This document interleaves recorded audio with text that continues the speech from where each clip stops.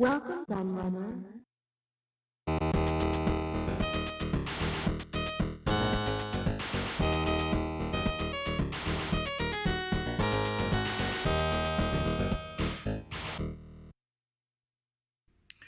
Hey everybody, it's Kieran aka The Laird here, and I've got something different for you, a midweek video. Now, I'm sure all my subscribers know that I don't usually do midweek videos. I usually save my videos up for the weekend, but I've got some stuff that I want to cover and stuff that I've actually been asked to cover as well that doesn't really fit in with my current structure with my weekend videos, with the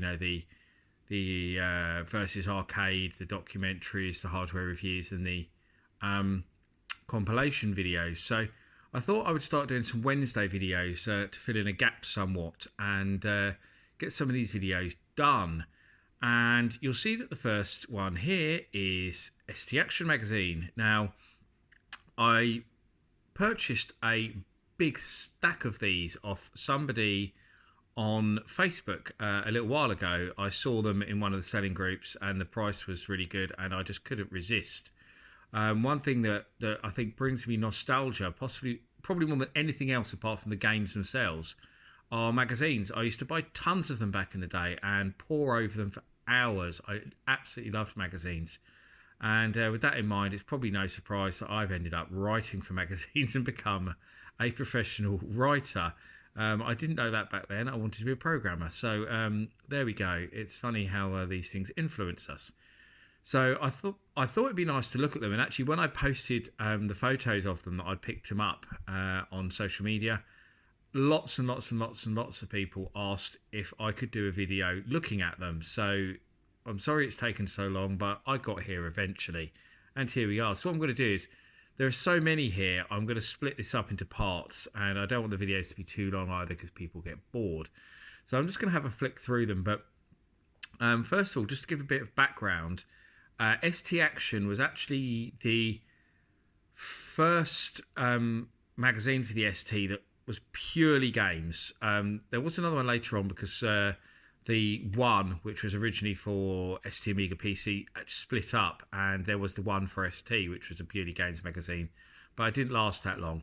Whereas ST Action was there from the earlier years and was only ever about games and nothing else, as opposed to kind of ST Format, which is a mix, and ST User and ST Review, which are the more serious magazines, you know, covering desktop publishing and music and all stuff like that. So let's grab a stack of them and have a look through.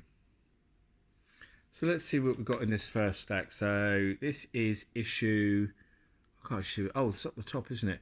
So this is volume 2, issue 13, May 1989, and we have Pac-Land on the cover. I really like this cover, it's really cool, and I love Pac-Land. So when I picked up these magazines, actually this one drew me in probably quicker than any other.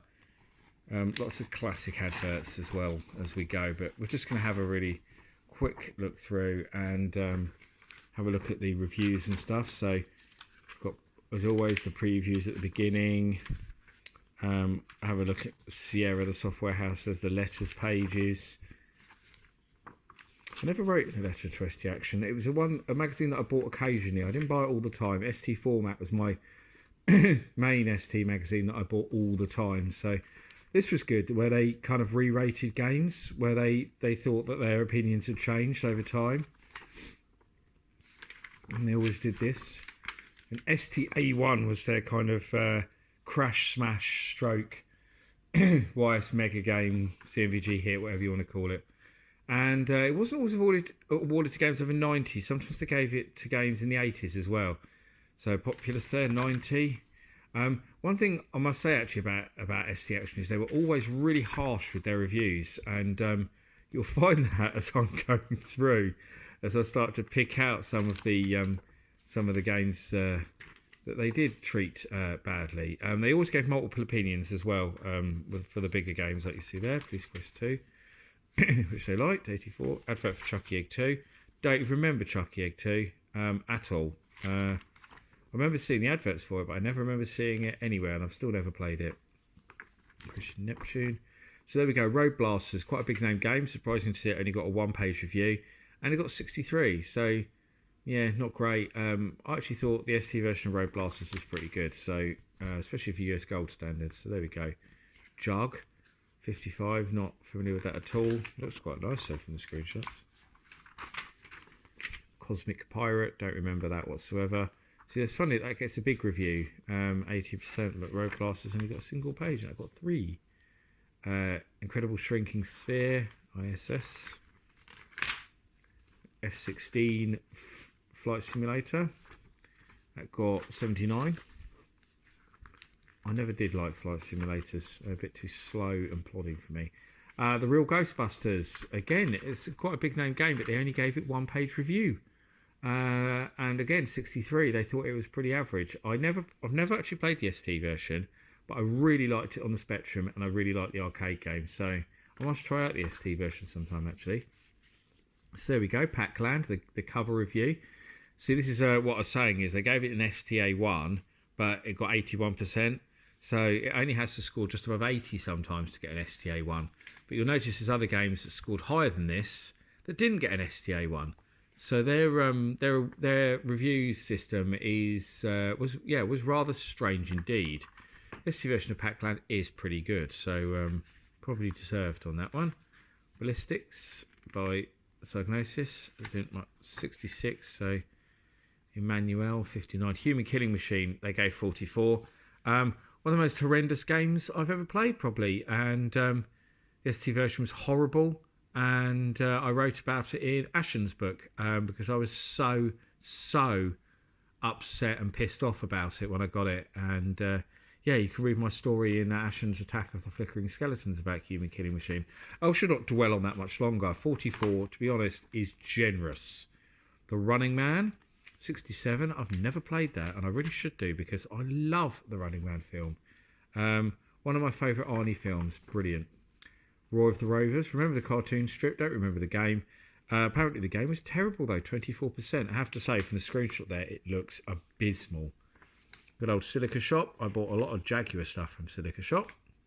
They're doing an ST for 260. I love that they did this. 260, you think, wow, and then this is plus VAT 299, which is the same as everyone else is doing. Great. Vindicators, 75. I liked that. I liked it in the arcades. I liked it on the ST. I probably would have given it a little bit more than that. Some stuff created with Stack, War of Middle Earth. Ladbroke Computing International. Now that's a classy advert, isn't it? Don't get adverts like that anymore. It actually looks like they made the advert on their ST doing desktop publishing. It wouldn't surprise me if they did, to be honest. Dragonscape, Black Scar. Dragonscape looks like it's a rip-off of Dragon Spirit arcade game. Never seen that before. Keep seeing new games, never seen this. This is interesting because this is a little article on Logotron there, and they published quite a few of Steve Back's games, like Star Ray down there, and obviously it was sad to hear that Steve Back passed away recently, and that was a great shame because he's one of the most talented Atari ST coders out there without any doubt, and Star Ray is an incredibly impressive piece of coding with all the parallax scrolling and everything. It is incredible. Action Programmer Profile, Pete Johnson. Now look at that photo. You have to see that up close. That is horrendous. Look at that mullet. That is absolutely incredible. Pete Johnson, we probably all know, worked for Ocean and did stuff like Robocop and Arkanoid. So there we go. Did a lot of good games actually.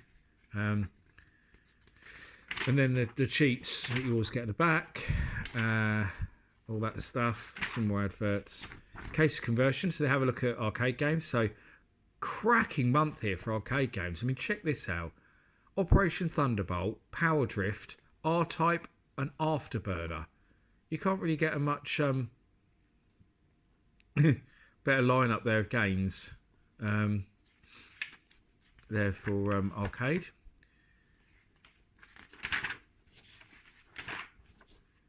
Another review sort of hidden at the back there. It's funny how they've done that. Just sort of one review left at the back. And a column by Jeff Minter, which is always cool to see. I forgot that he did a column in ST Action Yak's Yak there. His column. And some more adverts and stuff. So let's go through this one. Always starts with an Ocean advert, it seems. So again, all the news and stuff like that. Passing Shot. I really like that game. It was a really good tennis game. Super Wonder Boy Monsterland preview. So here we go, more previews. Oh look, there's a little bit about the links. Really early image of what the links look like. Very cool to see.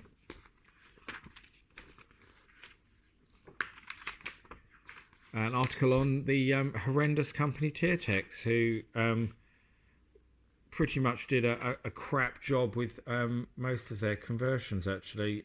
Always for US Gold. Shows Strider there, which wasn't too bad, but a lot of their stuff was horrendous, and they did Street Fighter and they did Human Killing Machine, which says it all. I think that's all you need to know about Tiertex. They were pretty awful coding house, and I have no idea why US Gold continued to use them over the years, because they were very crap. License to Thrill, an article on Domark, and obviously their arcade conversions, all the 10-gen stuff. They had the exclusive license from Atari Games, and James Bond as well they had. Letters, what else we got? Budget report. That's how they've viewed some budget games. And this, I did mention the cover actually. Lovely New Zealand story cover. I kind of skipped over that. Who doesn't love New Zealand story? Brilliant game.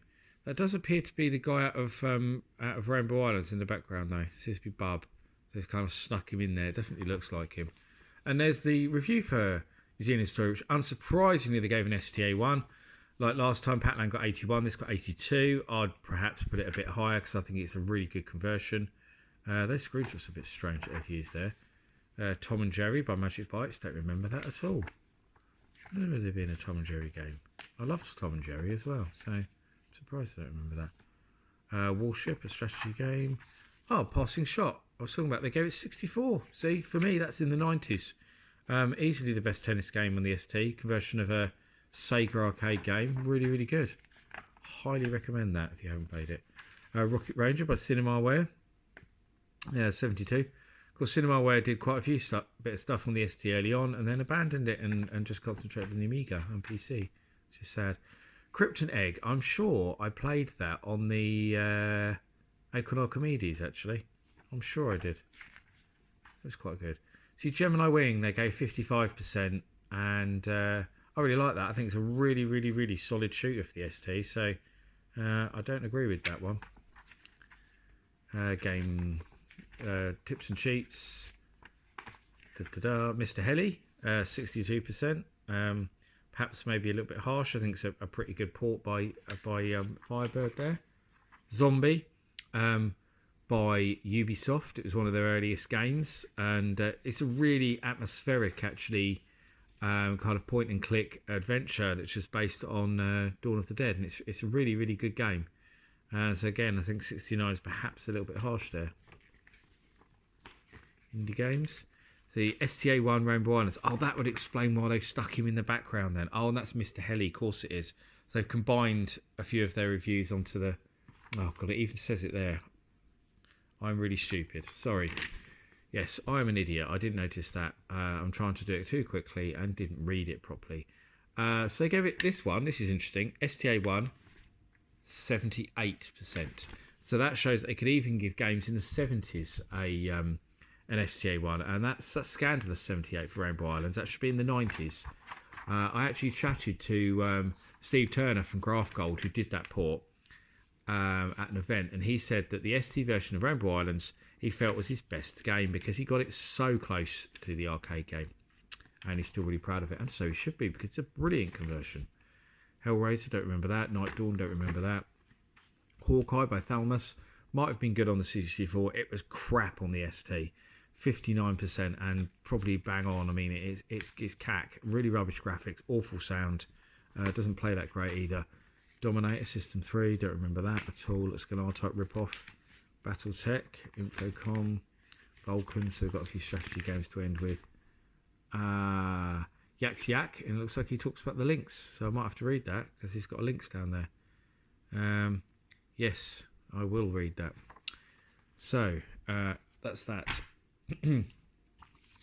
What we got on this one? Looks like we've got Nebulous, an ST8 exclusive. Lots of stuff in this one, actually, looking at that cover. That's going to be good in this one. So we'll try and whiz through this. Here's all our previews.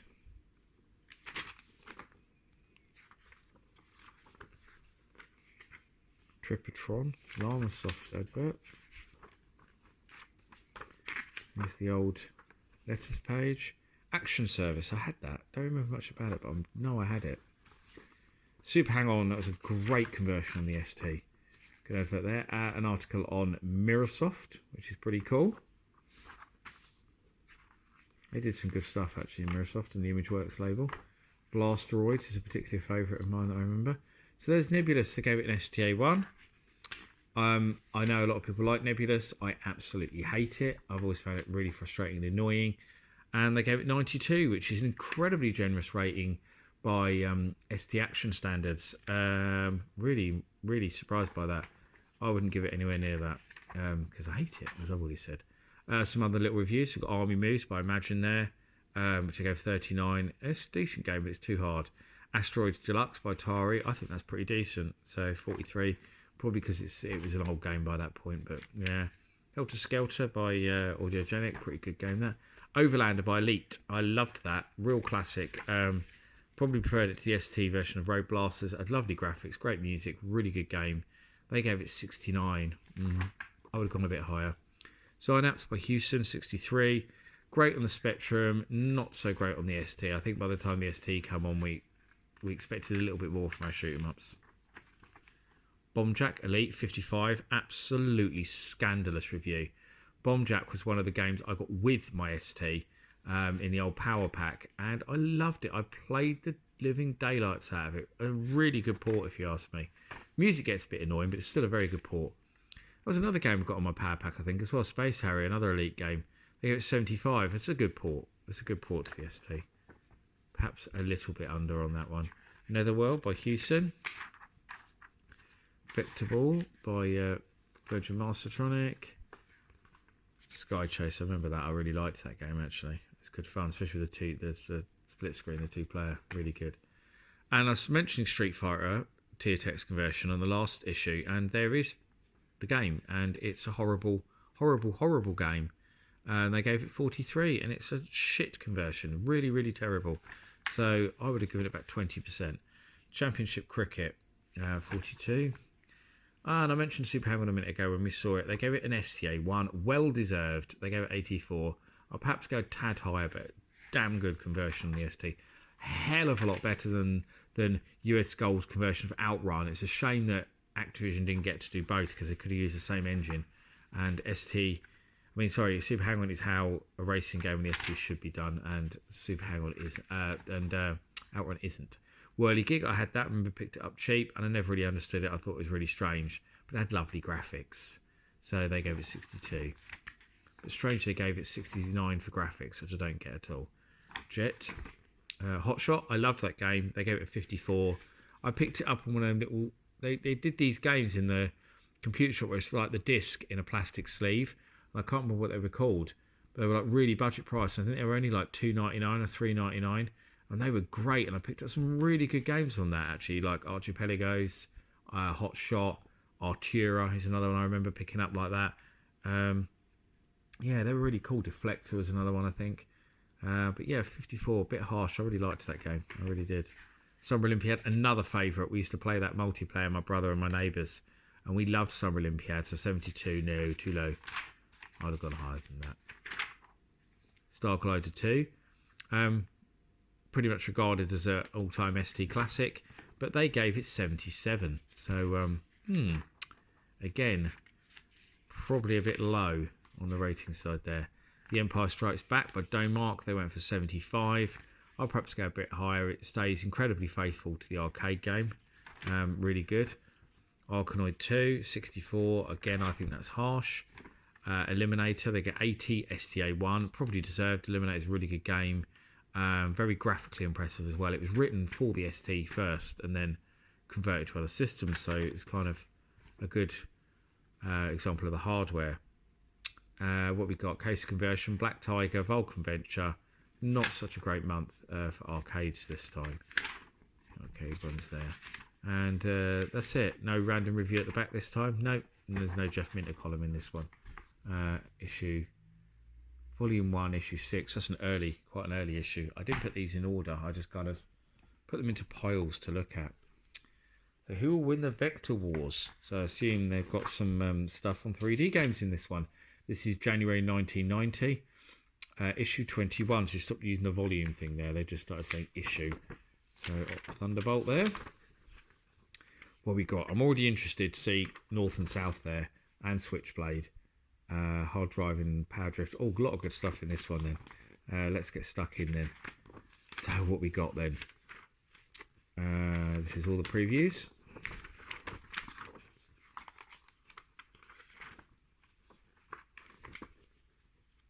Smash 16. Is that what they called that label? It might have been actually the one I was talking about before. The little discs in the sleeves. Smash 16. That rings a bell. May have been that. There's their article on Vector Graphics with F29 Retaliator advert right next to it. Not planned at all there, obviously.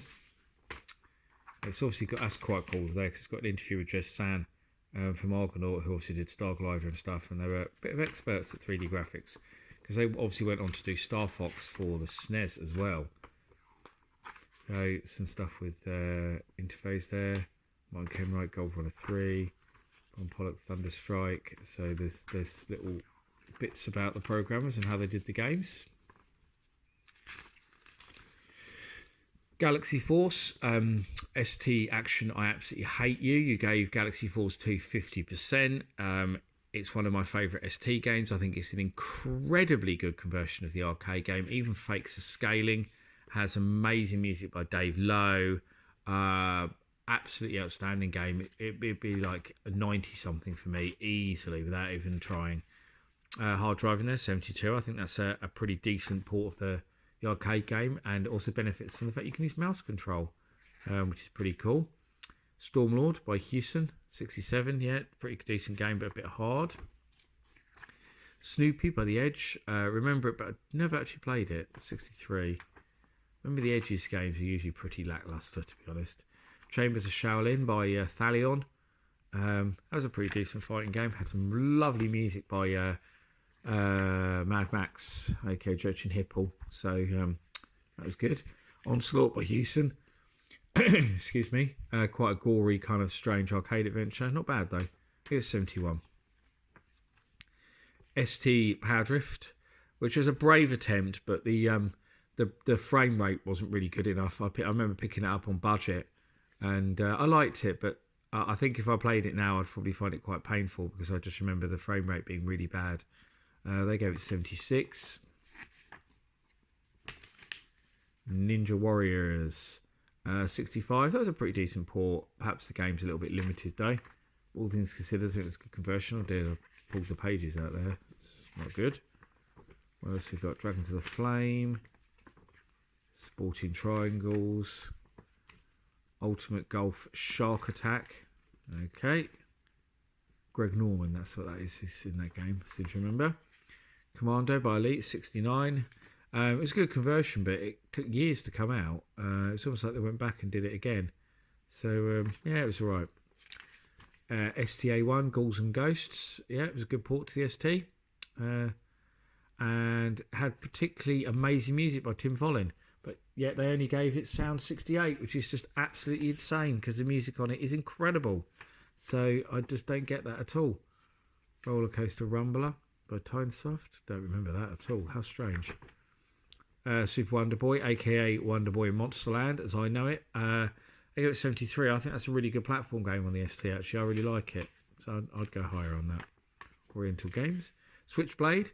Strangely, they gave it an STA1, but they only gave it a single-page review, which I just do not get. They give bigger reviews to games that they don't like, and then they get an STA1, 79%, they give it a single-page review. ST Action was insane. Really strange. Really good game anyway. Switchblade, as everyone probably knows, and amazing music by the late, great Ben Dalglish. Moonwalker, 51, probably bang on. It was a pretty terrible game. Had nice music, but the game was awful. The Mega Drive game was much better. Darius Plus by The Edge. It wasn't bad. The sprites were too big, though. North and South, STA1, right, and rightly so, 93%.